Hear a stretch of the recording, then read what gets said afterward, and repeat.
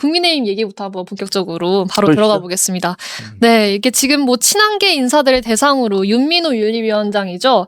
오늘 이제 징계 절차를 착수할지를 검토하는 이 전체 회의를 소집했는데 지금 접수된 징계 요청서를 보면 뭐 대상자가 원내에만 무려 한 40명? 이렇게 거론이 되는 것 같고, 원외에도 한 3, 40명 뭐 얘기가 나온다. 뭐 뉴스에서는 그 한동훈 무소속 후보를 이제 지원했던 원내 의원들 포함해서 뭐 한 지난 1월에 장동혁 대표 사퇴라고 했더니 원내 당협위원장 한 24명? 이렇게 다 포함이 돼 있는데 좀 우선 김주혁 최고 혹시 파악하신 지금 징계 대상자 뭐 명단이나 이런 거 좀 있으실까요? 아니면 아니 저는 잘 모르고요. 네. 그 보니까 만사협통이라고 네. 그 장동혁 대표를 지지하는 팬클럽 비슷한 모임이 있는데 그분들이 뭐 이렇게 보냈다는 게 쭉 돌고 있어요. 근데 이제 저는 보니까 5월 7일 날 뭐 당원 뭐 책임 당원과 당원 뭐 3,000여 명이 뭐 서명을 해서 징계하라고 보냈고 같은 날 한지아 의원도 뭐 비슷한 한 2,800명 해갖고 이제 보냈더라고요. 그리고 나머지 분들 뭐 우재준 의원 뭐 이런 경우는 18,000명인가 그래요. 근데 18,000명인데 거기는 이제 당원만은 아니고 당원과 일반 시민 뭐 이렇게 돼 있더라고요. 그러니까 만약에 그 지금 돌고 있는 내용이 사실이라면 진짜 꽤 많은 사람인 것 같아요. 대안과 미래 전원 뭐 이렇게 돼 있고 뭐 김성태 전 의원도 뭐 거기 들어가 있다고 뭐 그런 식으로 돼 있더라고요. 근데 저는 이거 그러니까 장동혁 대표는 이거 나랑은 아무 상관없는 얘기고 이거는 윤리위가 결정하는 거야라고 얘기하고 있는데 본인의 팬클럽에서 보내고 그다음에 윤리위에서 하고 있는 거잖아요. 그걸 심사하고 있는 거잖아요. 그러니까 나랑 아무 상관없어라고 얘기하는 것들이 그게 설득력이 있겠습니까? 그리고 뭐 술자리나 무슨 어떤 자리 같은 데서 뭐 기자들 만나면 뭐 내가 가만히 있지 않을 거야 뭐 꼭 할 거야 뭐 이렇게 얘기한다고 하더라고요. 말로는 무슨 윤리위가 다 결정하는 거고 나는 상관없다. 그건 독립적인 기구 아니냐라고 한 다음에 그렇게 공개적으로는 얘기하고 있지만 또 공식적으로는 그러나 뭐 기자들 만나서는 내가 가만 안 내는다. 그 강행할 거다. 이렇게 얘기하는 거 보면 결국 윤리위라는 게 장동혁 대표의 어떤 사적 정치적 그런 이해관계에 의해서 움직이는 사병 집단으로 전락했구나라는 그런 생각이 일단 들고요. 굉장히 선별적이에요. 왜냐하면 그 윤리위에 들어오는 그 이런 식으로 처벌해달라고 요구하는 청원 같은 것들이 무수히 많거든요. 근데 그 중에서 본인들과 가까운 사람들은 아마 다 거르는 게 아닌가 싶어요. 과거에도 그러더라고요. 과거에도 한덕수 총리와 관련해서 뭐 여러 사람이 청원을 냈었거든요. 근데 그런 건 뭐 거들떠보지도 않거든요. 그러니까 청원이 들어오면 윤리위가 반드시 이것을 검토해서 답변을 해야 된다. 그런 규정 없습니다. 제가 알기엔. 없나요? 네, 없습니다. 그러니까 그냥 본인들이 필요에 의해서 선별적으로 그 취사 선택을 해서 그다음에 진행을 하든가 말든가 하는 거죠. 그러니까 그것 자체가 어떻게 보면 어떻게 굉장히 정치적이다. 이렇게 얘기할 수 있어요.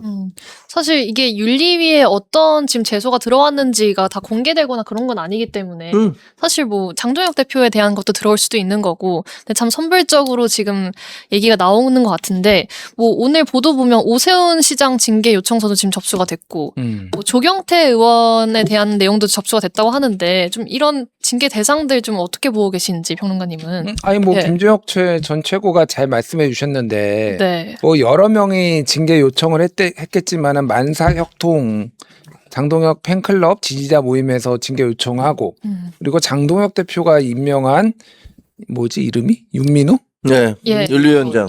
아니 윤민호만. 맞습니다. 윤씨구나. 윤민호 윤리위원장이 징계를 의결하고 그다음에 최종적으로 장동혁 대표가 소속돼 있는 최고위원회에서 확정을 하고 그러면 이제 자기 완결성이 있는 거잖아요. 그러니까 자기가 시작해서 자기가 끝내는 약간 뭐라고 할까요? 이게 메비우스띠 같은 그런 느낌이에요. 그러니까 영원히 그 안에서 이렇게 돌고 도는. 근데 이거 누가 뭐 납득하겠냐 지금 뭐 지금 당내 중진들도 다 하지 말라고 하잖아요. 정점식 원내대표도 신중해야 된다 얘기하고 뭐 나경원, 안철수 뭐 해가지고 윤상현 해가지고 당내 중진들 다 뭐라고 하잖아요 지금. 하지 좀 마라 말 좀 들어라. 하지 말라고 하는데 이유가 있을 거 아니냐. 그렇죠. 근데 뭐 뭐 친한계가 됐든 아니면 당내 소장파가 됐든 별로 안 두려워하잖아요. 우리 예. 김종혁 최고도 신경도 안 쓰잖아요. 그러니까 예, 할 거면 해라. 그러니까 어차피 이거 오래 못 간다. 뭐 이렇게 보는 것 같아요. 그래서 네. 제가 보기에는 그 뭐 친한계 원외가 됐든 이분들이 약간 이제 등급이 나눠질 것 같아. 아, 등급이요? 성골, 진골, 육두품 등급 외까지. 에이, 성골은 일단은 예. 뭐 한동훈 아니면 김종혁 정도인데 제명 정도는 돼야지 성골이야. 아, 진골은 한 당원권 정지 2년, 한 배현진 정도 돼야지 이제 그리고 경고만 받으면 이제 육두품. 아. 등급 외에는 이제 경고도 못 받은 거야 이제. 아예 회부도 안 되면은 예. 이제 거의 그냥 등급 외지 거기는. 지금 성골로 분류되셨는데. 여기 성골이죠 성골. 아이. 성골. 뭐가 좋은 거라고 그게. 이 김주영 최고 사실 그 선거 전에 이 징계 얘기가 나왔을 때 당원권 정지 1년 탈당 권유 이렇게 받으셨는데 뭐 이번에도 사실 뭐 그때도 법조계에서는 기준이 윤리 기준이 굉장히 뭐 제멋대로다 기준이 없다 뭐 이런 비판이 많이 쏟아졌는데 그럼에도 불구하고 이번에 징계 정치를 다시 하는 것 이상 수위가 그 정도로 좀 높게 나올 가능성이 있다고 보시는지. 저는 기본적으로 장동혁 대표가 지금 하고 있는 건, 네. 그러니까 뭐랄까, 본인에게 쏟아진 비난 여론을 다른 쪽으로 돌리기 위해서 하는 그냥 성동격서에 불과하다, 이렇게 생각을 해요. 네. 그리고 이번에 이제 장동혁 대표가 계속 궁지에 몰리니까 그 지지자들, 그 이른바 뭐라고 하는 사람들이 예. 장동혁 대표를 구해주기 위해서 그런 식으로 이제 맞불을 질러주는 것에 불과하다, 이렇게 생각을 합니다. 아, 네. 왜냐하면 뭐 실질적으로 그러면 민주당에서는 김관영 지사가 그 떨어졌잖아요. 그 전주에서 뭐 사실 많은 당원들이나 그런 사람들이 김관영 지사 응원하고 실제로 도와주고 이런 사람들이 있잖아요. 민주당에서 그런 거 갖고 문제 삼은 거 보신 적 있습니까? 그건 왜냐하면 자기 내부에 정당 내부에 정치적 갈등에 의해서 그런 일이 벌어졌기 때문에 이런 건 덮고 그다음에 우리가 어쨌든 뭐 정치 투쟁에 의해서 이렇게 됐지만 같이 하나로 갑시다. 이렇게 얘기하는 게 지금까지 수십 년 동안 해왔던 것이고 그게 정상이에요. 예. 근데 그렇게 안 가잖아요, 지금. 한동훈 대표가 무소속으로 당선됐고 나는 국민의힘으로 들어갈래. 그럼 빨리 들어와서 한 석이라도 의석을 높여야 되는데 들어오지 마라고 얘기하고 있잖아. 이것도 말이 안 되는 거고. 예. 그리고 뭐 징계한다고 그러는데 아니 그러면 고동진, 배현진, 박정훈이 가서 그 부산북가에 와서 그 치킨집에 앉아서 그 야외 치킨집에서 식탁에 앉아갖고 치킨 서로 나눠 먹었다고 그걸로 징계를 한단 말이에요. 그걸 뭘로 징계를 합니까? 심지어는 민주당 의원이랑 같이 앉아서 그걸 먹었다 하더라도 징계할 수가 없다고 저는 봐요. 그러면 신동욱 최고가 하정우한테 하정우 화이팅 뭐 식당에서 만나서 이렇게 하면서 그 화기애애한 분위기를 연출하고 건승을 빈다라고 그럼 그거는 징계 대상이 안 됩니까? 뭐 기본적으로 말이 안 되는 얘기를 하고 있는 거예요. 근데 뭐 가서 지원을 해주지 않았냐. 한지아 의원 같은 경우는 그 현장에 등록하는 현장에 같이 있었다. 그것만으로 그게 어떻게 징계 대상이 되죠? 뭐 같이 돌아다니면서 선거 운동을 했다. 이러면 그거는 어느 정도 또 정합성이 있을 수도 있어요. 근데 그것조차도 우리 당의 전 대표였잖아요. 그리고 나는 국민의힘 사람이야라고 계속 외치고 있는 사람 아닙니까? 그거를 제도의 폭력에 의해서 이 사람은 잘라버리고 다른 사람이 임명한 거 아니에요. 근데 그런 거에 대해서 내가 보기에는 이 사람이 더 정통성이 있어. 이 사람이 더 정당해라고 생각하는 건데 그거를 공격하고 비난하는 것도 사실 그게 가능할까라는 생각이 드는데 네. 그냥 현장에 있었다라는 이유만으로 해서 누구를 징계하겠다? 그 정말 제가 보기에는 법관들이 웃으실 것 같아요. 예. 사실 이게 뭐 현장을 같이 간 것도 있고, 근데 뭐 한편에서 지금 뭐 그 장동혁 이제 팬카페 얘기 막 분위기를 보면 이게 한동훈 의원이 당시 선거운동을 했을 때 국민의힘 사람이 한동훈을 지지하고 박민식 후보를 깎아내리는 그런 발언들도 이제 해당행위다 이런 주장을 하는데 이게 타당성이 있다고 볼 수 있을까요? 뭐 그렇게 보고 싶은가 보죠. 뭐 예. 어떻게 하겠어 그거를 그렇게 보겠다는데. 그러니까 뭐 네. 이게 형평성이 안 맞는 게 굉장히 많잖아요. 뭐 아까 그렇죠. 말씀하셨지만은 그러면은 한덕수 총리 무소속 한덕수 총리를 대선 후보로 옹립하려고 했던 사람들 싹 다 징계해야 돼요. 그렇게 되면 이게 뭐 한두 개가 아니에요. 그러니까 이 유구한 전통이 있잖아요. 이 정당에. 예. 뭐 최근에는 뭐 김재원 최고위원도 뭐 이렇게 무소속 후보 손들었다고 뭐 그런 얘기도 있던데 네. 그게 한두 명이 아니에요. 그러니까 왜 한동훈만이냐 그러면은 무소속이나 외부에 있는 사람들 영입하려고 했던 거거나 뭐 옹립하려고 했던 거. 네. 그래서 이게 참 지금 국민의힘이 대여투쟁을 지금 열심히 해야 되는데 그렇죠. 진짜 민주당 어둠의 당대표 장동혁이다. 예, 장동혁 대표만 나오면 지지율이 기가 막 귀신같이 떨어져. 오늘 나온 리얼미터도 예. 지난주보다 1.7%포인트 빠졌어요. 국민의힘 40.3. 그래서 민주당이 다시 오차범위 내지만 수치가 더 많이 나와서 역전당했어요. 그러니까. 다시 역전이네요. 예, 그러니까 그냥 뭘 봐도 그냥 딱 이것 때문이에요. 예. 다른 게 없잖아요, 지금. 다른 거는 없으면은 이 징계와 내분 때문에 지금 그렇게 된다. 그래서 장덕 대표 이번에 했을 때는 지지율 좋았는데 예. 분위기도 화기애애하고 참 진짜 누가 해당했는지 모르겠다. 그 생각이 예. 들어요. 예. 만약에 김종혁 최고는 그럼에도 만약에 당대표가 이제 이번에 징계를 강행해서 뭐 지난번처럼 좀 강한 수위로 또 조치가 나오면 어떻게 좀 대응할 생각이신지도. 아니 뭐 가정에 그 기초한 질문이기 때문에 뭐 그냥 답하기가 좀 쉽지가 않은데요. 아까 말씀드린 대로 제가 보기엔 이건 그냥 블러핑, 그러니까 일종의 그 협박 정치 비슷한 거지 그게 무슨 실효성이 있다고 생각하지는 않습니다. 네.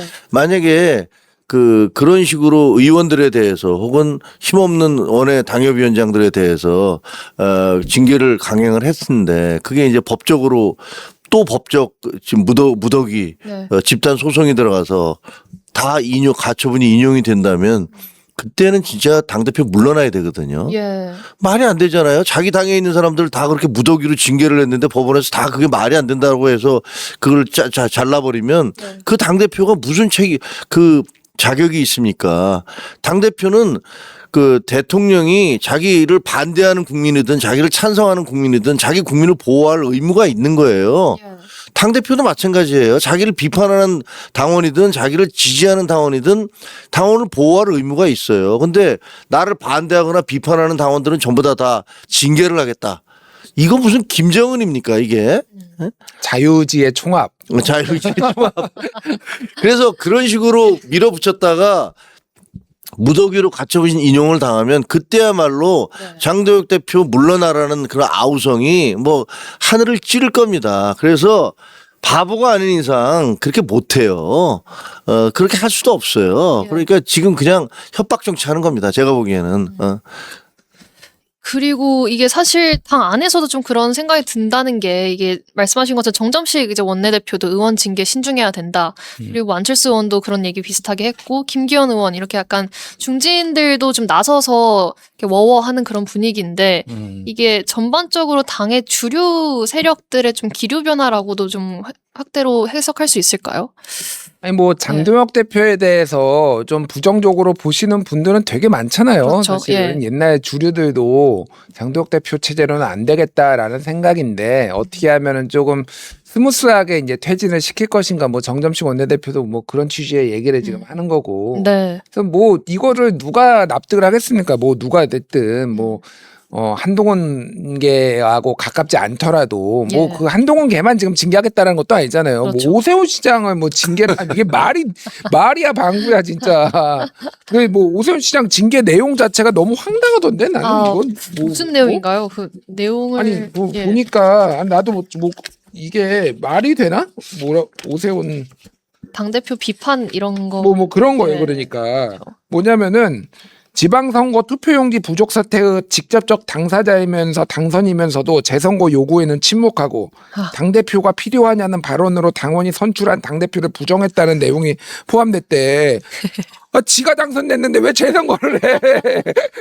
당연히도 아무도 재선거하자고 안 된다고 얘기를 하고 있는데 네. 왜 그거를 징계 사유에 넣습니까? 뭐 말이 되는 소리를 해야지 그러니까. 네. 이거 이렇게 하면 저 또 징계 올라갈지 모르는데 아니 진짜 왜 무슨 북한 노동당 닮아가는 거예요. 이게 뭐 하는 얘기야 이게. 예. 아니 근데 도대체 마음에 안 드는 사람은 조금이라도 눈 밖에 나면 다 징계예요. 예. 아, 그러니까 이거는 근데 방금 제가 얘기했던 거는 윤리위가 내용 의결한 게 아니라 올린 거죠. 올린 거 올린 사람들이 올린 게 그러니까 예. 올리는 것도 좀 말이 되는 거를 해라 조금 진짜 김주혁 최고는 2번 제명당해야 되겠네요. 말하는 거 보니까. 저희 방송도 약간 갔다라고 한 게 아니라 그렇게 가려고 하냐 이렇게 얘기했으니까 비겁하게 지금 한번 빼는 겁니까 지금? 우리? 발을 빼야죠. 그렇죠. 사실 장도연 대표가 이렇게까지 하는 그 배경에는 이제 해석이 나오는 게 결국에는 한동훈 의원의 복당을 최대한 늦추고 막으려는 속셈인 거 아니냐. 여기에 대해서는 좀 어떻게 보시는지. 그런 거죠, 뭐. 그런 것들도 상당히 깔려 있겠죠. 네. 근데 왜 정치를 저렇게 하는지 전혀 모르겠다라는 생각이 드는데 네. 이른바 뭐 윤어게인 세력들 혹은 뭐 고성국이나 전환길 씨하고는 요새 사이 안 좋다고 그러는 예, 것 안 같은데 좋은 것 뭐 같죠. 고성국 씨가 뭐 그 고성국 장해찬 박민영 뭐 이런 사람들이 굉장히 영향을 미치는 거 아니냐라는 그런 분석이 있어요. 예. 근데 그런 사람들의 세계관이나 가치관에 의해서 당을 이끌어가겠다라는 것들을 우리 당의 정상적, 그러니까 어떻게 보면 합리적인 그런 일반 당원들이나 혹은 뭐 의원들이 그걸 받아들일 수 있을까? 예. 그러니까 저는 안 될 거라고 보는데 어쨌든 저분은 모든 목표가 어떻게 해서든지 한동훈을 그 당에 못 들어오게 해야 돼. 이게 본인의 정치적인 모든 목표, 처음부터 끝까지 그 목표인 것 같아요. 그래서 예. 좀 이해가 잘 안 돼요. 그렇게까지 해야 될 이유가 뭐지? 예. 라는 생각이 들어요. 평론가님이 좀 객관적으로 보셨을 때 이런 징계가 이제 앞으로 계속 좀 이어지면서 사실상 한동훈 의원이 좀 다시 복당을 하려면 그 시기가 올해 안으로는 좀 이뤄져야 된다 뭐 이런 얘기도 있었는데 현실적으로 좀 가능할 것으로 보시는지. 솔직히 잘 모르겠어요. 예. 이거는 한동훈 의원이 결정할 문제가 아니잖아요. 그렇죠. 그러니까 이 내부에서 결정을 해야 되는데 대략적인 컨센서스는 한동훈 의원 복당은 좀 뒤로 미루자라는 게 그 내부의 주류들 의견이잖아요. 그래서 뭐 워낙 역동적이라서 장도혁 대표 거치 문제가 일단 해결이 돼야 되고 아, 그렇죠. 먼저 장도혁 대표가 있는데 뭐 복당할 가능성은 없으니까 그러면은 그 이후에 정점식 원내대표가 권한대행을 하든 예. 비대위원장이 새로 한시적으로 꾸려지든 이제 그 전당대회 전까지 그러면 한동훈을 받을 것이냐 말 것이냐 해가지고 이 뭐 논의가 있을 텐데 아마 안 받으려고 하겠죠. 예. 전당대회 출마하는 게 껄끄러운 사람이 많으니까 뭐 그래서 모르겠어요. 이거는 앞으로 그거는 추후의 문제인 것 같아요, 사실은. 예. 네. 어떤 분이 댓글에 한동훈 의원님 가처분해서 복당하셔야 이런 주장을 하시기도 하는데. 가처분할 수도 있죠. 그쵸. 왜냐하면 이제 저보다 어떻게 보면 저는 소명 기회라도 줬잖아요. 근데 한동훈 전 대표는 소명 기회를 안 주고 그냥 새벽에 1시 반에 보도자료 한 장으로 제명을 해버렸거든요. 말도 안 되는 짓을 한 거죠. 제가 보기엔 이걸 한 것만으로 해도 윤리위원장은 잘려야 돼요. 윤리위원장은. 근데 그걸 뭐 오히려 뭐 환영하고 쌍수를 드는 분위기였으니까. 만약에 한동훈 의원이 그 법원에다 가처분 신청을 내면 그건 아마 받아들여질 가능성이 그렇죠. 제가 보기엔 99%라고 봅니다. 99%라고 봅니다. 예. 근데 그렇게는 안 하겠죠. 뭐. 근데 이거 좀 애매한 부분이 있어요. 사실 예. 뭐냐면은 윤리위원회는 새벽에 그게 뿌렸는데 네. 최고위원회에서는 최종적으로 징계를 하기 전에 나와서 소명해라라고 그때 신동욱 최고도 뭐 그런 얘기를 했잖아요. 예. 본인이 또 안 나간 부분이 있거든요. 그래서 그게 어떻게 법원에서 받아들일지는 조금 좀 100%라고 저는 보지는 않고 저도 이게 뭐 이제 인용될 가능성이 상당히 높은데 그거는 좀 가봐야 한다. 사실 근데 그렇게까지 해야 되나 조금 좀 모르겠어요. 잘. 그러니까 예, 이게 그렇죠. 예. 사실 그때 징계 얘기가 나왔을 때, 제명 얘기가 나왔을 때도 가처분 신청을 안 하셨는데, 김주혁 최고 배현지 의원은 하셨고, 한동훈 의원은 안 하셨잖아요. 네. 근데 이제 와서 복당을 위해서 뭐 이걸 약간 하면 그거에 대한 또 역풍이 우려될 수도 있다. 뭐. 역풍보다는 그때도 이제 그래도 전 당대표인데 당대표가 그 가처분하는 모습이 별로 좋지 않다라는 이야기들이 본인도 그렇게 생각을 하니까 예. 그래서 안 했던 거죠. 안 했던 거고. 근데 저나 뭐 배현진 의원은 뭐 그런 부담은 없으니까 네. 그래도 이것은 잘못된 것들에 대해 시시비비는 따져야 된다. 만약에 이것을 우리가 그냥 받아들이면 이게 옳은 걸로 생각할 거 아니냐. 라고 내부적인 결정이 내려져서 그러니까 판단이 내려져서 그래서 이제 간 거거든요. 근데 결국 뭐 예상했던 대로 저는 그때 당시에 배현진 의원이 먼저 가처분 인용이 받아들여졌잖아요. 됐잖아요. 인용이 됐으니까 저는 안 될 수도 있겠다 생각했어요. 법원이라는 건 너무 한쪽으로 몰려가는 것 같은 듯한 인상을 주기 싫어하잖아요. 네. 그래서 뭐 이거는 그냥 본안 소송에서 다투세요. 이런 거 있잖아요. 분명히 지금 그 채권자의 주장, 그걸 채권자라고 그러더라고요. 채권자, 채무자인데 채권자의 주장이 상당 부분 타당한 게 있다. 그러나 이게 그렇게 시급을 구하는 문제가 아니니까 본안 소송에서 해결을 해라. 이렇게 얘기할 수 있다. 이런 판결이 내려질 수 있다라고 봤거든요. 예. 근데 뭐 그 가처분 신청 결정문 보면 아주 준엄하고 추상 같잖아요. 이거 뭐 하는 짓이냐잖아요. 그러니까 쉽게 얘기하면 당원이 왜 당대표를 공격을 못하냐. 당원은 당대표를 얼마든지 비판할 권리가 있다. 그리고 그거를 무슨 당원 자유의지의 총합이라는 식으로 해서 이거 징계를 한다는 것은 헌법과 법률에 위배된다라는 이거 명백하게 결정을 내려줬어요. 그러니까 이번도 제가 그런 것들 때문에 뭐 절차를 계속 합리적으로 해서 비슷한 사례를 안 당하도록 하겠다라고 얘기를 하잖아요. 예. 근데 사실 그 절차상의 문제라기보다는 내용상의 문제였어요. 예. 절차상의 문제는 저 같은 경우는 뭐 소명의 기회를 줬는데 저한테 그 소명 기회를 줘서 저는 거기서 윤리위원회 가서 윤리위원장한테 나는 당신 생각에 전혀 동의할 수가 없다. 그리고 나는 당신을 기피 신청을 해야겠다. 당신이 그동안 했던 얘기들 중에서 나에 대해서 편견을 갖고 있다는 것이 너무나 명백하기 때문에 받아들일 수 없다라고 얘기까지 했거든요. 그리고 거기 앉아있는 변호사들 좀 앉아 계신데 제가 왜 누군지도 모르겠다. 명찰을 달아라. 그랬더니 그 회의를 중단시키고 한 30분 지난 다음에 다 앞에다 이렇게 누구 변호사 누구 뭐 이렇게 쭉 이름을 써갖고 왔더라고요. 그러면서 제가 뭐 항변을 하니까 그때 유민희 위원장이 다른 변호사들한테 왜 질문하시라고 말씀하시는데 이분들이 질문을 안 해요. 오히려 눈 마주치면 눈을 피하더라고요. 그런 거 보면서 제가 속으로는 아니 그렇게 자신 없으면 뭐 하려고 이런 징계 위려냐라는 생각을 했었는데 지금 뭐 이런 식으로 징계위원회를 또 열어서 이걸 밀어붙이겠다라는 거는 저는 가능한 얘기가 아니라고 생각을 해요. 예. 그리고 진짜로 잘못하면 이게 큰 사단을 만들어낼 수 있어요. 그래서 장도혁 대표 본인의 어떤 정치적 장래 이런 것들에 대해서도 큰 영향을 미칠 수 있다. 그래서 하실 테면 해라. 그냥 그렇게 원하시면 해보시라. 뭐 이렇게밖에 얘기할 수 없네요. 예. 이게 참 인원을 다 합치면 거의 한 80명, 뭐 많게는 100명까지 지금 얘기가 나오는 상황에서 이게 아직 뭐 징계 절차를 검토하는 단계긴 하지만 최악의 경우 이게 다 실행이 되면 정말 당이 매우 크게 흔들릴 그런 위기가 있을 것 같아 좀 우려가 됩니다. 또 지난 주말 사이 이런 논란도 있었죠. 장도혁 대표가 이게 사실 가족상을 당했는데 여기에 한동훈 대표가 조문을 하러 갔더니 이 당권파들 를 중심으로 굉장히 센 질타를 받았어요. 사실 이게 조문을 두고도 뭐 정치적으로 이렇게 좀 공방을 치를 필요가 있냐 이런 비판도 있는데 워딩이 굉장히 세더라고요. 뭐 사이코패스냐, 저질이다 이런 좀 상황은 평론가님 어떻게 보셨는지 궁금합니다. 이미 뭐 언론 보도가 다 나왔으니까 그게 네. 이제 장도혁 대표 아들인가가 그 내부 공지로 이제 상이 떠서 그게 맞아요. 이제 언론에 알려져 가지고 그게 어느 언론이었네 한번 썼는데 그게 내려졌어요 급하게. 네. 그쪽에서 장도혁 대표 측에서 이제 알려지기를 원치 않는다라고 해서 이제 조용하게 가족장으로 좀 치르겠다. 워낙 어린 1살 미만의 이제 맞아요. 아이니까 예. 이제 외손자인가요? 외손녀. 외손녀가 이제 사망을 한 거니까. 그래서 뭐 그렇다고 뭐 정치인들이 안 간 건 아니고 아름아름 조용히 이제 맞아요. 간 거죠. 그래서 이준석 개혁신당 대표도 이제 먼저 와 있었고, 근데 한동훈 의원이 부산에서 일정을 취소를 하고 거기 네. 가서 이제 조문을 이제 한 거고.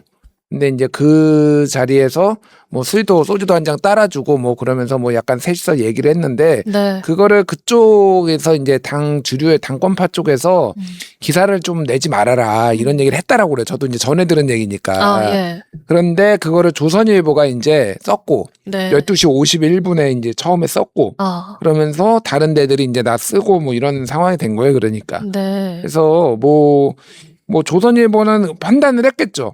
이게 뭐 엠바고라고 해서 이게 뭐 징계 사안이 있는 엠바고 뭐 그런 것도 아니고 그 엠바고를 받아들일 거는 언론이 받아들이는 거니까 장동혁 한동훈, 이준석이 앉아서 이렇게 이런 논의를 하는 것도 의미가 있다. 예. 뭐 무슨 정치적 논의를 하지 않더라도 그 모양만으로도 의미가 있다라고 조선일보는 판단했겠죠. 예. 근데 이제 그 이후에 이제 나온 것들이 격한 반응들이 무슨 뭐 사이코패스네, 저질이네, 자기 정치를 해네, 뭐 이런 감성파리로 죽음까지 재물을 살아왔네, 이제 박민영의 얘기, 뭐 주연철, 뭐 사이코패스다, 뭐 이런 얘기하고 뭐 하여간 그런 기묘한 예. 이런 사람들이 이제 얘기를 한 건데 이분들은 자기 정치를 좀 세게 한 것 같고 네.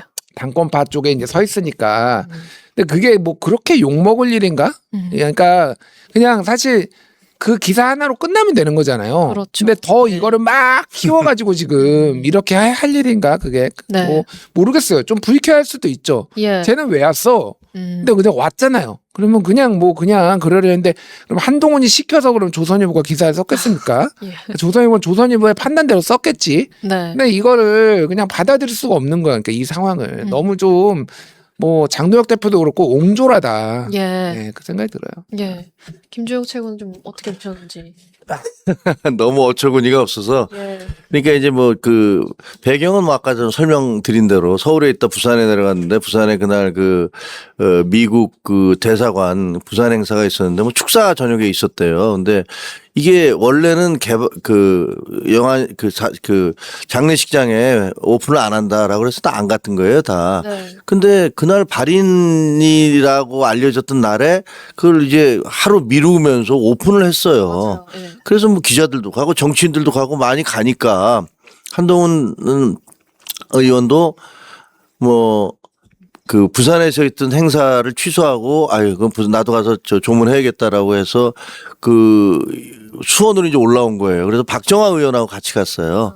박정화 의원하고 같이 갔고 그 자리에 이제 미리 와 있었던 이준석 저 대표가 앉아 있었고 그 앞자리인가에 한동훈 대표가 앉았고 그 오른쪽에 장도혁 대표가 앉았어요. 그리고 거기 무슨 박정화 의원, 이미자 의원, 김태규 의원, 정의용 사무총장 이렇게 또 8명인가가 8명 테이블에 앉아서 예. 뭐 그냥 아유 뭐 정말 안타깝습니다라고 하면서 술도 따라줬다고 하더라고요. 그 저 따라준 걸로 뭐 본 사람들이 얘기를 하더라고요. 저 장도혁 대표한테. 그러고 나서 한 20분 앉아 있다가 나온 거예요. 근데 그 나온 걸 놓고서 이른바 그 밑에 있는 대변인단이라는 사람들이 갑자기 막 근데 그 현장에는 예. 그 이른바 극우라고 얘기하는 유튜브들도 상당히 있었고 그리고 기자들도 또 뭐 한 20명 정도 있었다고 하고 그 8명 테이블에도 어떤 그 부장 부국장급 어떤 기자가 한 명 앉아 있었어요. 예. 그리고 이제 그거를 이제 기사를 조선일보가 이 내용에 그러니까 세 사람이 함께 앉았다. 한동훈, 장동혁, 이준석. 그거를 이제 그냥 드라이하게 쓴 거예요. 예. 근데 이분들의 주장은 그거죠. 우리가 알리고 싶지 않은데 네가 오는 바람에 이게 기사가 나서 그 죽음이 알려지게 된 거 아니냐라는 그게 하나의 주장이에요. 그리고 두 번째가 왜 사전에 우리한테 온다는 통보하지 않고 왔어. 그 두 번째고. 예. 세 번째는 네가 기자들 데리고 온 거 아니야? 이 세 가지거든요.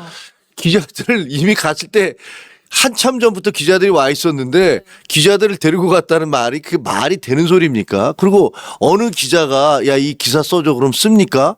요즘 세상에 그렇게 기사 쓰는 사람이 있습니까? 모르겠습니다. 자기들은 그렇게 기자들한테 부탁해서 그런 기사를 내는지 모르겠지만 그 말이 안 되고 두 번째 사전 조율을 안 하고 갔다라는 게 아니 사전 조율을 하고 무슨 간다는 게 그건 또 무슨 소리인지 모르겠어요. 그래서 모르겠어요. 무슨 저 총리나 무슨 대통령이 오는 것도 아니고 그 아는 사람의 상을 당해서 가는 건데 그래서 장도혁 대표가 또 전화번호 바꿨는데 그 전화번호 제가 알기에는 뭐 한동훈 대표가 그 전화번호 갖고 있지도 않을 것 같아요. 예. 누구한테 전화를 해서 하라는 건지 그런 거고 세 번째가 뭐 알려지고 싶지 않은데 알려지겠다는 거는 그냥 기사 한 줄 드라이하게 나갔으면 그걸로 끝났을 거예요. 근데 우리가 지금 이렇게 얘기하는 것도 그 무슨 외신 대변인이라는 사람이 왜 거기서 그런 기사 그 페북에다가 여기 이 사람이 무슨 한동훈이는 사이코패스니 뭐 그 저질이니 온갖 공격을 하고 김용은 거기에 무슨 박민영 이런 사람들이 나와서 뭐 입에 담을 수 없는 욕설과 비난을 하고 있는 거 아닙니까? 그걸 또 조광한 최고위원이라는 사람이 댓글을 거기다가 공유를 하면서 그러면서 무슨 뭐 뭐라고 그랬더라 하여튼 뭐 말에 입에 담기도 어려운 그런 얘기들을 계속 했어요. 그래서 알려진 거 아니에요. 제가 보기에는 이분들이 주장하는 것들이 너무 상식 이하의 주장들을 하고 있는 거예요. 네. 뭐 오는 게 싫었을 수도 있어요, 사실. 근데 저희 부모 만약에 아버님이 돌아가셨는데 우리 아버님과 라이벌 관계였던 분이 오셨어. 그럼 제가 속으로는 기분 나쁠 수도 있지만 그걸 어떻게 그렇다고 그래서 뭐라고 그럽니까? 그러면 아유 뭐 와주셔서 감사합니다라고 얘기하는 게 예. 그게 인지상정이잖아요. 근데 이런 죽음을 놓고 안타까운 죽음을 놓고 이거를 또 정치적으로 해석해서 거기다가 누구를 공격하기 위한 그런 도구로 쓰고 있는 게 예. 저는 진짜 이분들이 지금 제정신인가라는 생각이 들더라니까요. 아니 누구한테 사이코패스라고 그래요. 본인들을 한번 돌아보셔야 돼요. 예. 그런 생각이 들었어요. 네. 사실 그런 비슷한 생각을 하는 뭐 분들이 워낙 많으신 것 같아서 또 이게 또 유족한테는 2차 피해가 되는 거 아니야 이런 식의 좀 기사도 나온 것 같고 참 여러 가지를 좀 생각하게 만든 그런 해프닝이었던 것 같습니다. 최근에 또 이 걸그룹 리센느 이 논란도 들어보셨을 것 같은데 예, 이 5인조 걸그룹 리센느라는 걸그룹이 있는데 거기에 리더 원희 씨가 유튜브 영상에서 쓴 사투리가 논란이 되고 있는 무섭노? 예, 거기서 이제 무섭노라는 발언을 했는데 이게 이런 최근에 그 사투리 활용 콘텐츠로 사실 인기를 끌던 이 경남 거제 출신이더라고요, 이 멤버가. 근데 이 사투리 놓고 그 경남 MBC 소속한 PD가 이제 일배 아니냐 이런 의혹을 제기하면서 이 논란이 촉발이 된 거죠. 근데 여기에 추가적으로 조국혁신당의 조국 전 대표가 이거에 좀 같이 일배 의혹이 있다는데 좀 동의를 하는 그리고 또 이 노를 쓰면 안 된다. 이게 문제 의지가 가능성이 있다. 이런 좀 주장을 페이스북으로 하면서 확전이 됐습니다. 이건 어떻게 보셨는지. 그러니까 이게 예. 한눈에 설명이 안 되면은 참전하지 마라. 나는.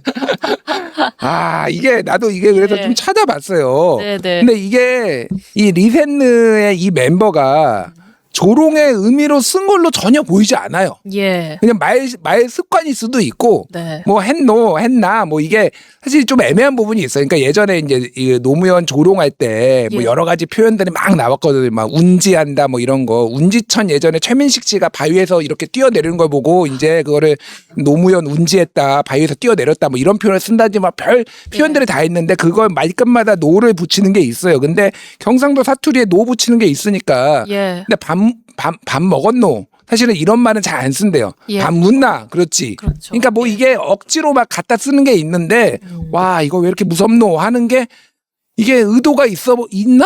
그냥 말 습관일 수도 있는 거잖아요. 그러니까 예. 여기에 그러면은 자기들끼리 그거 뭐 얘기하게 놔두면 되는데 왜 조국 대표가 이렇게 또 참전을 하셔가지고 이거를 본인이 관심법을 하는지 이거는 예. 이 스타벅스하고는 그러니까 얘네 배제구하고는 완전 다른 문제예요. 그러니까 다른 문제죠. 배제구는 딱 명확하게 대상이 있잖아요. 예. 긁히게 누가 봐도 이렇게 하고 땡크데이까지 막 붙이고 그러니까 너무 명징하니까 이거는 문제가 있다라는 건데 왜 연예인들 하는 것까지 애들 하는 것까지 왜 다 본인이 가이드라인을 만들려고 하는지 이분이 예. 외로워 지금 당대표 그만두고 정 대표가 외로우셔. 근데 좀 적당히 하셔라 진짜. 예.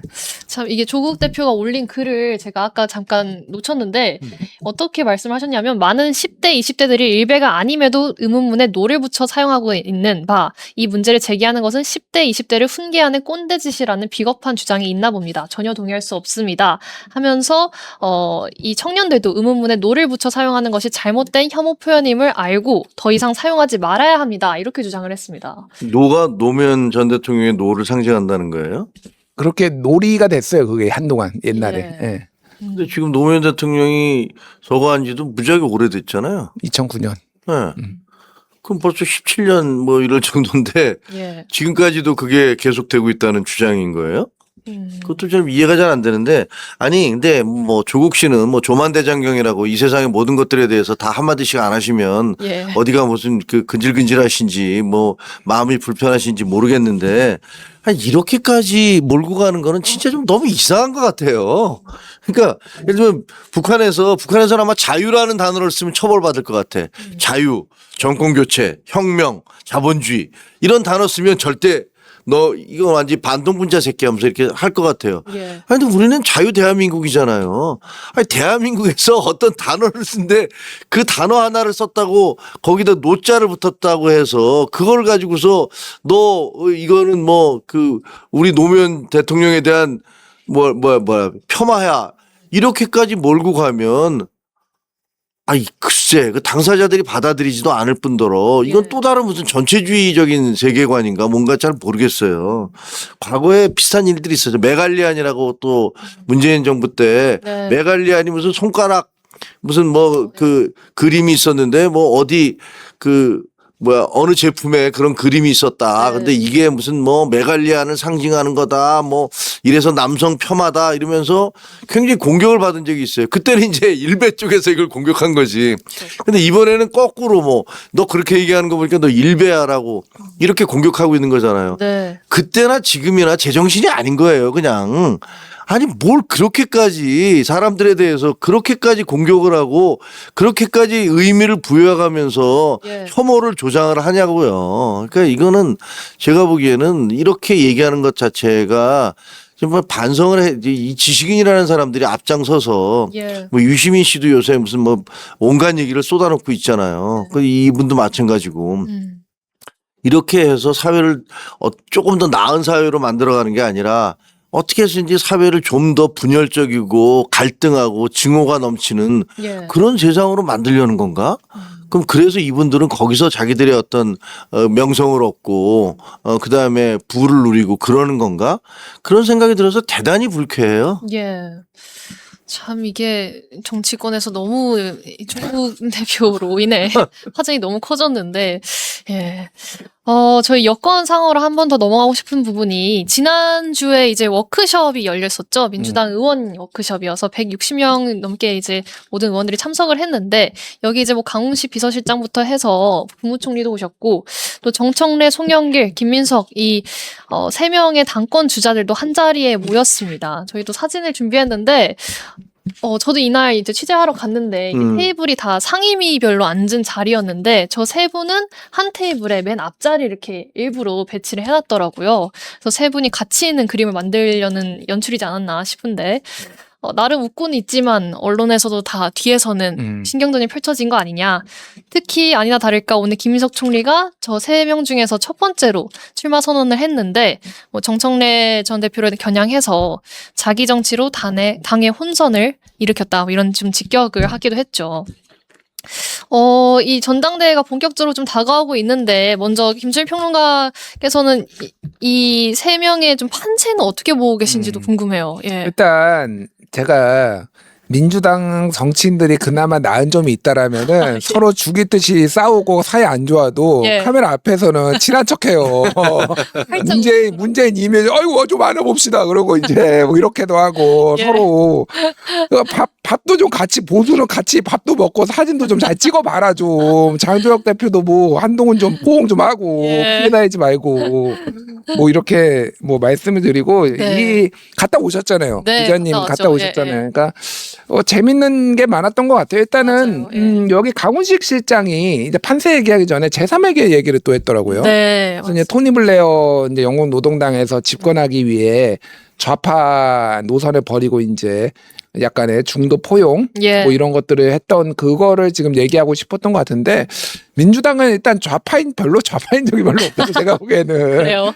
좌파 정당도 따로 있고 사실 포지션상 왼쪽에 있기는 하지만은 네. 생각보다 그렇게 노동자 중심의 정책을 펼쳐본 적이 그렇게 많지는 않습니다. 네. 그래서 어떻게 이 결론이 날지 좀 소위 말해서 이제 증축론 뭐 예. 이거잖아요. 증축 혹은 재건축론 이 얘기를 한 거라서 그게 좀 이제 귀추가 주목되고 오늘 어제 저기는 김민석 총리는 전 총리는 호남에 갔고 예. 저기는 봉화마을 갔잖아요. 맞습니다. 그래서 노무현 대통령 그래서 내가 노장 그립습니다. 뭐 노무현 내가 원조 노사모다.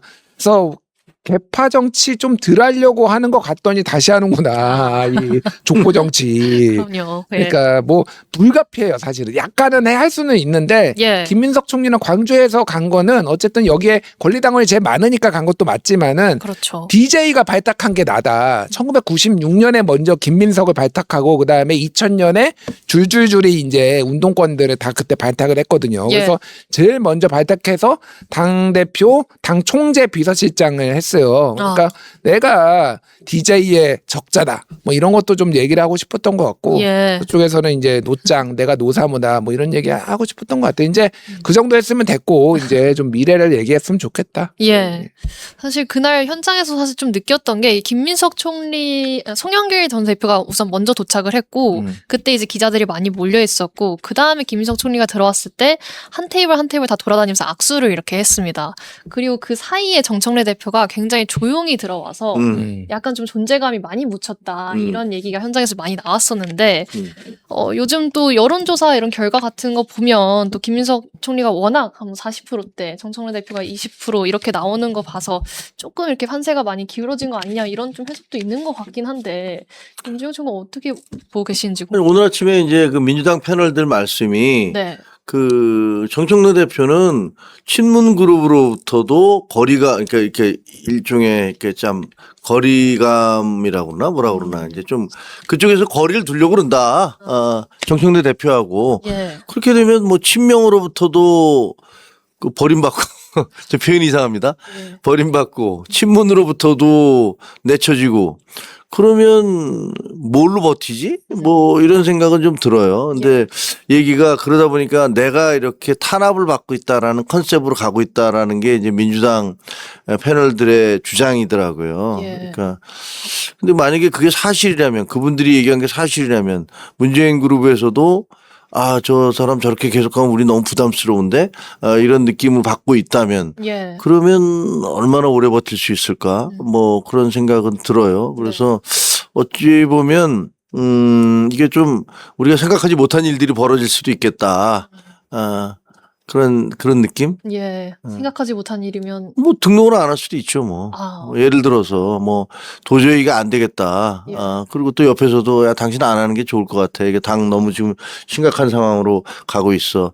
이런 얘기를 할 수도 있으니까 그게 만약에 정청래 그러니까 친명 그룹뿐만이 아니라 친문 그룹에서도 그런 생각을 하게 된다면 고민정 의원이 공격하는 거 보면 이거는 뭐 친명보다 더 심하게 공격하더라고요. 네. 그래서 그런가? 그러면 이제 완전히 그냥 드롭할 수밖에 없나? 그리고 이재명 대통령 밑에 통일부 장관이 정동영 장관 아닙니까? 예. 원래 정청래 지금 전 대표는 그 정동영계라고 알려져 있었잖아요. 네. 그럼 여기저기서 얘기가 들어가서 진짜 계속 갈 수 있나? 라는 생각도 들어요. 사실 안 그래도 뭐 최근에 어떤 방송에서도 그렇고 정청래 측근이 뭐 내각 얘기가 있었다 이런 얘기가 나올 정도인데 좀 가능성이 있다고 보세요? 아예 당권 도전을 안 할 가능성이 있다고 보세요? 근데 여기까지 왔는데 예. 그러니까 당권 도정을 안 해서 얻는 것과 네. 해서 얻는 것과 잃는 것 뭐 이런 거를 계산해 봐야 되잖아요. 저는 안 하는 게 오히려 정청래 대표의 정치 생명을 단축시킬 수도 있다 생각이 들어요. 단축이요. 예. 오히려 끝까지 가보는 게 낫다. 정청래 본인을 위해서는 예. 저는 뭐 그렇게 보고 그러면 김민석 혼자 나오나? 송영길도 안 나온다고 그랬잖아요. 뭐 정청래가 나오면은 나오고 뭐 안 예. 나오면 뭐 어떻게 할지 모르죠. 그렇죠. 그럼 왜 추대인가? 그것도 이상해요. 지금 김용민 안 나온다고 불출마 이미 얘기했죠. 불출마 얘기하고 고민정 뭐 나온다는 얘기 있고 뭐 그러면 그것도 이상하다. 그냥 예. 제가 그냥 끝까지 가보는 게 맞는 것 같아요. 제가 보기에는 굳이 그쵸. 거기서 비판 받을 거 받고 평가 받을 거 받고 그러면 되잖아요. 그래서 가보면 될 것 같고 아니 오늘 왜 정청래가 외롭다고 하시는지 파리에서 긴급하게 김어준이 지금 날아왔어요 오늘. 오늘 아침에 그래요? 방송했어요. 오늘 왔더라고. 예. 그래서 지원 사격. 뭐라고 했어요? 신에게 뭐 아직 못 봤어 내가 바빠가지고 근데 한번 봐야 되는데 예. 신에게는 아직 12척의 배가 있는 게 아니라 김어준과 유시민이 있습니다. 뭐 이거지. 그렇죠. 양쪽 윙이 이렇게. 양날개로 한번 끝까지 한번 가보는 거 좋겠다. 예. 그리고 제가 계속 얘기하는데 생각보다 지금 그 권리당원 표는 달라요. 아, 생각보다 많이 나와요. 그렇죠. 네, 정청래 표 생각보다 여기 여론조사 하는 것보다 훨씬 많이 나올 겁니다. 네, 되게 호남 조직이 그리고 되게 단단해요. 예. 1년 동안 호남 조직의 공을 엄청 들여놨거든요. 그래서 오히려 김민석 전 총리는 호남 조직이 조금 어수선하다 막 이런 게 뭐 내일신문이나 막 이런 데 언론 보도가 막 나오더라고요. 네. 그래서 가봐야 돼요, 이거. 예. 네. 이번에는 좀 화제 전환을 해서 정치권으로 번진 이 배제구 논란을 한번 다뤄보겠습니다. 굉장히 뜨거운데, 아. 예, 뭐 사실 이 배제구의 5.18 민주화운동 이 조롱 응원을 두고 뭐 경기 출전 금지 6개월 이제 정지도 있었고 오늘 또 약간 사과하는 형식의 그런 일정도 예정이 돼 있는 걸로 아는데 이제 문제는 정치권으로 이 논란이 번지면서 또 이재명 정부의 총리급 인사죠. 이병태 규제합리화위원회 부위원장이 추가적인 본인의 충격적인 발언을 하면서 이게 확산이 되고 있는 모양새인데 우선 페이스북에 본인이 올린 이 논란에는 이 땅에 5.18이 성역이 됐다 이렇게 주장을 하면서 대한민국보다 김일성 사진이 나온 신문이 비에 젖는 것을 보고 울부짖는 북한의 모습 이렇게 비유를 했습니다. 그리고 이 글은 논란이 확산되면서 삭제가 됐고요. 여기에 청와대 대변인도 엄중히 경고하겠다 이런 입장을 냈죠.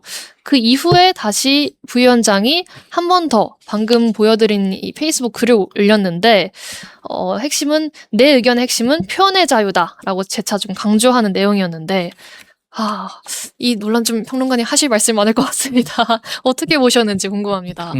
예. 존 밀턴의 아레오파지티카를 제가 대학교 들어가서 1학년 1학기? 2학기 때 배웠던 걸로 기억을 하는데 되게 고전이에요. 예. 존 밀턴의 자유론도 뭐 그때 배우고 그래서 야 여기서 내가 지금 35년이 지났어 내가. 35년이요. 야 여기서 이병태 입에서 예. 이병태 교수 입에서 이런 얘기를 들을 줄이야. 일단 간략하게 얘기를 하면은 예.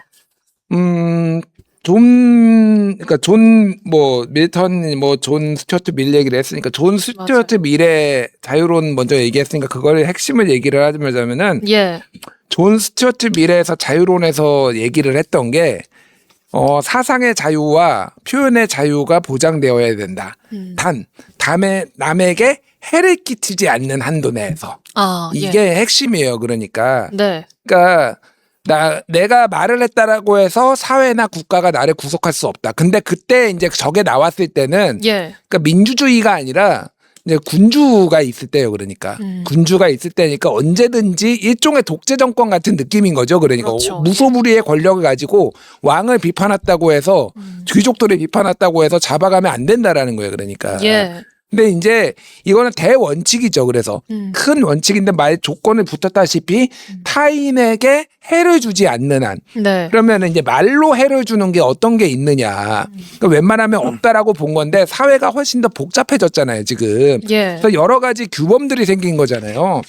그래서 기본적으로 표현의 자유는 존중되어야 되지만은 존 스튜어트 밀이 얘기했던 이게 여기에 해당되는 거예요. 그러니까 예. 타인에게 해를 주거나 불쾌감을 주거나 그 인종이나 그쪽의 진영이나 이쪽을 집단으로 멸시하거나 차별하거나 증오하는 발언들은 사회에 해가 되니까 그거를 규제를 하는 건데 예. 그 규제하는 방식은 여러 개가 있죠. 이를테면은 독일에서 하는 헤이트 스피치법 그 방지법 이런 게 이제 아예 법으로 만드는 국가도 있고 예. 아니면 그런 거는 우리나라는 차별금지법 같은 게 없으니까 사회가 대신 이제 제재를 한다든지 아니면은 소속된 단체에서 이거는 선을 넘었다라고 규제를 한다든지 이런 거잖아요. 예. 그러니까 엉뚱한 얘기를 하고 있어요. 그러니까 이거는 잘 모르면서 이병태가 잘 모르면서 지금 아무 얘기나 지금 주워 섬기고 있는 얘기라고 보면 될 것 같고 예.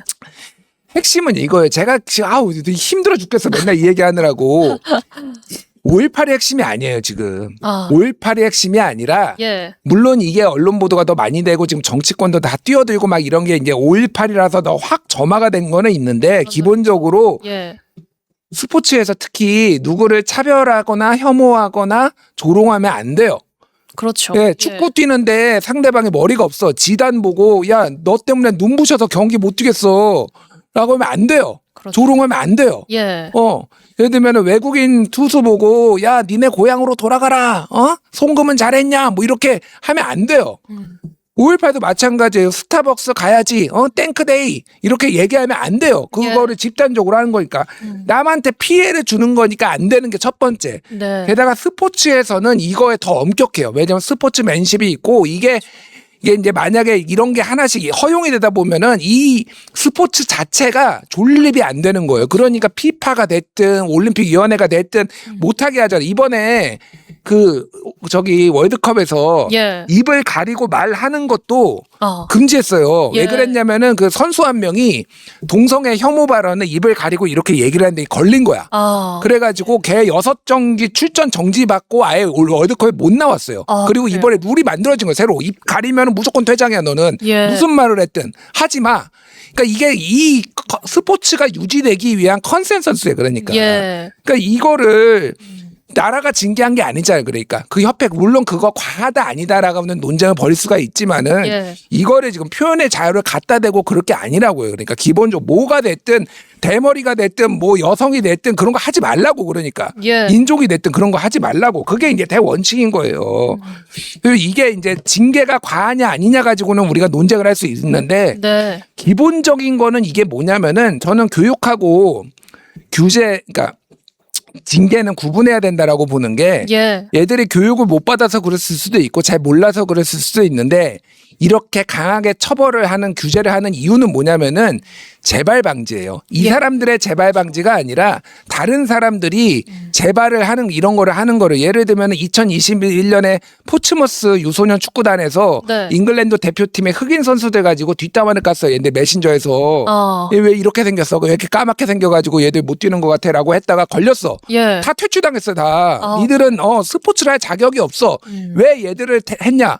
다른 애들이 하면 안 되니까. 그래서 네가 너의 미래가 영향을 받을 수 있어라는 거를 일벌백계를 한 거예요. 예. 2021년에 캘리포니아 농구대회에서 백인 농구팀하고 히스패닉 농구팀하고 있었어요. 주로 히스패닉과 주로 백인. 예. 여기서 멕시코 빵을 던졌어. 얘네 우승 취소하고 3년 동안 대회 출전 정지시켰어요. 그런 거 안 하면은 이제 이쪽에서 이거 던지고 저거 던지고 난장판이 되니까 니들은 그런 거 하면 안 되고 일벌백계를 한 거예요. 그러니까. 예. 저는 그래서 뭐 6개월이 적절하네 안 했는데는 논쟁을 벌일 수 있지만은 이 징계의 핵심은 얘들을 처벌하는 게 아니라 이거를 보고 이런 거 하지 말라라고 교훈을 주는 거예요. 나머지 스포츠 선수들 애들한테. 그렇죠. 그래서 그게 핵심이다. 그러니까 저는 이게 뭐 그렇게 과하다고 솔직히 생각하지 다른 나라 사례를 봐도 네. 과하지 않아요 이게. 예. 다만 이게 이제 우리나라의 특유의 이제 입시 문제 우리 애가 어떻게 해요 막 이렇게 이제 되니까 막 이게 정치 문제로 엮이니까 그런데 기본적으로 네 미래가 잘못될 수 있어라는 시그널을 보내는 게 이 징계 목적이에요. 그러니까. 그렇죠. 예. 저는 그렇게 생각을 합니다. 그래서 뭐 이거는 생각이 다를 수도 있는데 이게 5.18 뭐 이러면서 이제 서로 막 화합 보내고 조화 보내고 이 난리 부르스가 벌어진 거예요. 그러니까 이게 예. 뭐 무슨 표현의 자유 같은 소리 하고 있어. 예. 무식하게 진짜. 그 이진숙 의원이 또 조화까지 보내서 더 좀 파장이 커졌죠. 근데 말씀하신 것처럼 평론가님 말씀이 공감되는 게 이게 5.18 민주화 운동이 사실 지금의 핵심보다는 이 조롱을 했다는 게 그 문제의 본질인데 이거를 이제 이병태 부위원장은 5.18이 성역이 됐다. 표현의 자유가 침해됐다. 이렇게 받아친 거죠. 이거 좀 어떻게 보셨는지 김정일 최고는. 제가 보기에는 그 학생들이 10대잖아요. 예. 광주 5.18은 47년 전에 벌어진 일이에요. 그 친구들이 태어나기 아마 30년도 전에 벌어졌던 일일 거예요. 예. 그 친구들이 그 광주에서 무슨 일이 벌어졌는지 그걸 알까요? 저는 그때 대학을 다니고 있었기 때문에 잘 알아요. 그리고 예. 그거에 대해서 얼마나 좌절하고 분노했었던지 지금도 기억이 생생하고 그게 제 인생에 많은 영향을 미쳤어요. 네. 하지만 이 친구들이 그걸 알리라는 생각은 들지 않아요. 저도 제가 1960년대생인데 60년대 태어났는데 1930년대 일제시대에 벌어졌던 일들을 잘 몰라요. 마찬가지일 수도 있다는 생각이 드는데 예. 그래서 저는 이 학생들이 배제구의 운동선수들이 그 스타벅스 가야지 탱크데이 거기다가 또 한술 더 떠서 탱크데이라고 얘기를 한 것들이 정말로 광주에서 벌어졌던 그런 그 인명의 무고한 그 살상 이런 것들을 그거 잘 됐다라고 생각한다든가 그래도 싸다라든가 이렇게 생각해서 그런 얘기를 했다고는 전혀 생각하지 않아요. 네. 저 왜 그러냐면 이 친구들은 아마도 나 맨날 스타벅스 가는데 스타벅스 가서 커피 먹는데 왜 대통령까지 나서서 여당에서 나서서 스타벅스 가지 말라고 그렇게 얘기하는 거야. 뭐 아시다시피 스타벅스의 그 탱크데이 이런 거 완전히 웃기는 상술이죠. 예. 그 남의 아픔을 상술로 삼는 건 말이 안 되는 거잖아요. 그건 당연히 비난받고 공격받아야 돼. 그렇지만 거기에 대통령이 나서서 민간 그 커피숍에 대해서 뭘 가라 마라 내지는 뭐 장관들이 우리 부처에서 스타벅스 얼마나 이용하는지 전부 다 보고서 내 이렇게 얘기하는 건 저는 말이 안 된다고 생각을 하거든요. 예. 그리고 뭐 그 스타벅스 또 문 닫고 역사 교육 시킨다고 문까지 닫았는데 네. 그러니까 이런 일련의 과정들을 보면서 이 학생들은 거기에 대한 반감이 더 컸을 거라고 생각을 해요. 그래서 이게 뭐 축구든 야구든 뭐 모든 선수들 하다 보면 상대방에 대해서 뭐 약간 비아냥되는 발언도 있기는 하죠. 근데 예. 그게 정도를 넘으면 안 되는 건데 그래서 인종차별이나 혐오에 대해서 명백한 선을 그어야 된다는 건 저는 100% 맞다고 생각하고 네. 한 사람의 자유는 타인의 자유를 침해하기 직전에 그 순간에 멈춰야 된다라고 얘기하는 존 스튜어트 밀의 말도 맞거든요. 그러니까 거기까지 가야 되는데 이게 더 나갔다라는 부분도 부인할 수가 없어요. 예.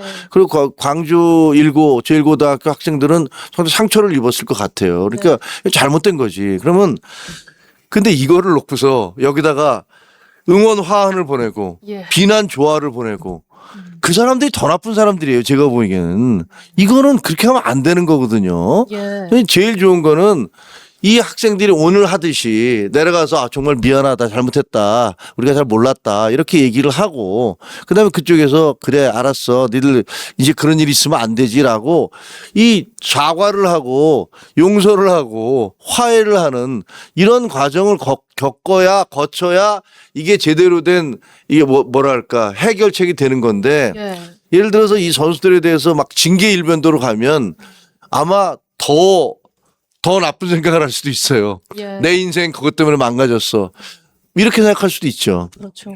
그러니까 모르겠어요. 뭐 이건 결정이라는 거는 여러 가지 정답은 없어요. 예. 여기 이것도 어느 정도의 논리적 근거가 있고 저것도 어느 정도의 논리적 근거가 있지만 어쨌든 우리는 어른들로서 학생들 사이에서 벌어졌던 이 일이 제대로 좀 이게 잘 교훈을 얻고 네. 넘어갈 수 있도록 도와줘야 되는데 그러니까 제발 화환을 보내든가 근조화환이 됐든 축하화환이 됐든 이런 거 보내서 그 학교 전체를 뭐 이상하게 만들고 나라 전체를 이렇게 싸움박질로 몰아가는 건 안 했으면 좋겠다 그런 생각을 해요. 그러니까 제가 요즘 네. 이게 가치의 전도를 느끼는 게 뭐냐면은 저는 원래 예전에 대학생 때는 굉장히 진보적인 사람이었어요. 그러니까 이게 이념 성향 해보면은 예. 그러니까 0점부터 이제 100점까지 이렇게 있으면은 이제 100이 보수다. 0이 이제 막 그 극단적인 진보다 그러면은 예. 거의 한 10 뭐 이 정도 나왔어요. 진짜 그래요? 옛날에는. 근데 지금 한 몇 년 전에 해봤더니 네. 50이 넘더라고 내 점수가. 아, 정말요? 완전 보수 안 했어 지금. 많이 거의 중도야. 내가 보기엔 뭐 사람들은 나보고 뭐 어쨌든 했는데 예. 내가 요즘 가치의 전도를 느끼는 게 뭐냐면은 사실은 이 엄벌주의가 보수의 이념이에요. 그러니까 기본적으로 예. 엄벌을 해야 된다. 깨진 유리창 이론 예를 들면 줄리아니 시장이 막 이렇게 해서 유리창 이론 깨진 거 두면 안 된다. 엄벌주의 해야 된다. 막 이런 것들 뭐 예. 사형제 부활해야 된다. 막 이런 거 이제 근데 갑자기 이제 보수가 나도 다 보수가 됐어. 먼저 애들을 왜 징계를 하느냐. 따뜻한 무슨 나야. 이게 그러니까 다 엉망진창 섞인 거예요. 제가 보기에는. 그래서 네. 모르겠어요. 저는 기본적으로 인간을 신뢰하지 않습니다. 솔직히 얘기하면은 사람은 안 변해요. 얘들이 네. 이걸 몰랐을까? 제일 많이 긁히는 거 스타벅스 왜 못 가게 하느냐 그거는 이재명한테 얘기해야지 왜 광주이고 애들한테 얘기를 해요. 그렇죠.